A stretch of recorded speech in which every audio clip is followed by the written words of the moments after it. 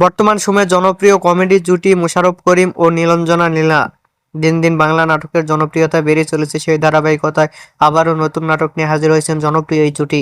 নাটকটির নাম ছাত্রী যখন বউ। এই নাটকটিতে অভিনয় করছেন বর্তমান সময়ের আলোচিত অভিনেতা মোশাররফ করিম ও আলোচিত অভিনেত্রী নীলা। এই নাটকটি রচনা ও পরিচালনা করেন মহিন খান। নাটকটি খুব শীঘ্রই বাংলা ভিশনের ইউটিউব চ্যানেলে প্রকাশিত হবে। আপনারা দেখতে চাইলে অবশ্যই এই কুরবানির ঈদে বাংলা ভিশনের ইউটিউব চ্যানেলে চোখ রাখুন এবং নিয়মিত নতুন নতুন নাটকের আপডেট পেতে হলে অবশ্যই চ্যানেলটিকে সাবস্ক্রাইব করে রাখুন। পরবর্তী ভিডিওর জন্য অপেক্ষা করুন।